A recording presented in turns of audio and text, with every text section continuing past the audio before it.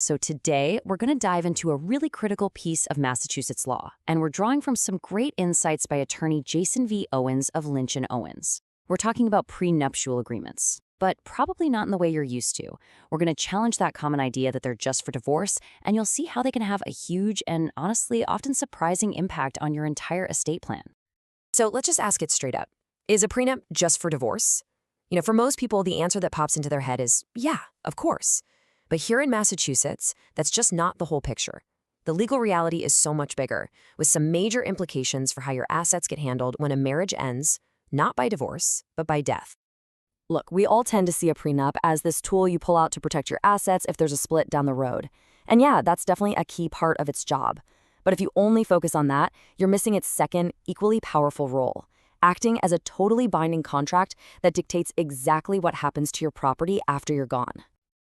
And this slide just lays it out so clearly. On the left, you've got the common view. It's all about divorce protection. But look at the right side. That's the legal reality here in Massachusetts. A prenup is a contract that is absolutely enforceable when someone dies. It's not just some plan for a what-if scenario. It's the actual blueprint for the final disposition of your assets. Okay, so you might be wondering, what gives a prenup that kind of power after death? This isn't just some old legal tradition we're talking about. The power of a prenup is written directly into Massachusetts state law. It has a rock-solid statutory foundation. And the law uses some really specific language here. It says a prenup has the same legal force as a property deed. Now think about that. The statute basically elevates it beyond a simple agreement. It turns it into this incredibly powerful legal instrument for transferring property, and that's exactly where it gets its strength. So with that legal power, spouses can make some really critical decisions about inheritance. Specifically, you can use a prenup to waive two key rights that you'd otherwise have. The first is intestacy rights. That's just the state's default plan for splitting up your stuff if you die without a will.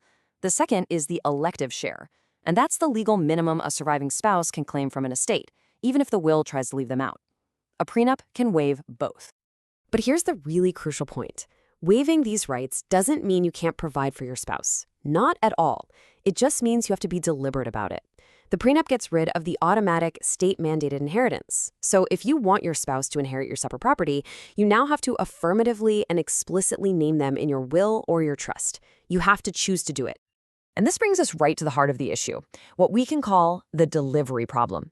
See, a prenuptial agreement is a promise. It's a contract that says who's supposed to get what. But the contract itself doesn't magically move the assets. You need a delivery mechanism, and that's where a mismatch between your documents can cause huge problems. This is exactly where the best practice of harmonization comes into play. And it's not a passive thing, it's an active process. It means going through and making sure all of your estate planning documents, your will, your trust, and especially your beneficiary forms, are all lined up with the promises you made in that prenup. Because if you don't harmonize, you can end up in this messy two-step legal fight. This is especially true for things like IRAs and 401ks that pass outside of a will. Step 1. The financial company will almost always pay out the money to whoever's name is on the beneficiary form. They don't care what the prenup says. That then forces the estate into step 2, having to file an expensive lawsuit against that person to try and claw the money back and enforce the prenup. It's a nightmare. And just when you thought it was complicated enough, there's a federal law called ERISA that governs a lot of 401ks, and this adds a major wrinkle. For these accounts, a prenup all by itself is legally not good enough to waive a spouse's rights. You have to sign a separate, specific waiver form, and this is key, it has to be signed after the wedding. This makes that post-wedding follow-up an absolute must. Now, this isn't just some legal theory we're talking about. The need for this kind of coordination has been shown again and again in actual Massachusetts court cases, and they give us some really clear lessons on why this is a true legal necessity. These two cases perfectly illustrate the tension here. In the estate of Stacy, the court confirmed that yes, the prenup's definitions of property are super powerful and binding at death. But in Fitzpatrick v. Small, the court made it crystal clear that the beneficiary designation form is king. It almost always wins. So what's the takeaway? Your prenup is powerful, for sure, but an old, outdated form can completely override what you intended. So, how in the world do you avoid all of these conflicts? Well, the solution is having a clear action plan. Think of this as your gold standard checklist for making sure your prenup and your estate plan are properly harmonized and working together. Okay, the process really boils down to 5 key steps. First, the minute that prenup is signed, give a copy to your estate planning attorney. Don't wait. Second, make sure your will and trust specifically mention the prenup, creating that clear link. Third, and this one is huge, update all of your beneficiary forms for things like IRAs and life insurance right after the wedding. That's so important. Fourth, if you and your spouse decide you want something different down the line, amend the prenup itself. Don't just try to contradict it with a new will.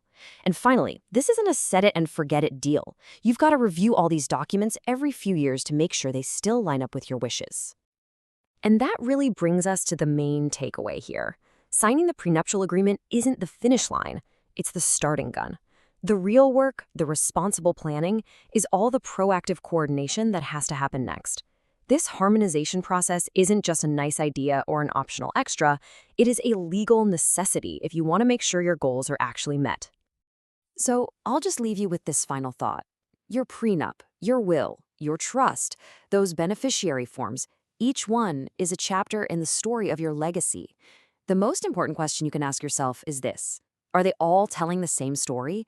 Because making sure they all speak with one unified voice is the only way to guarantee that your story has the ending you actually intended.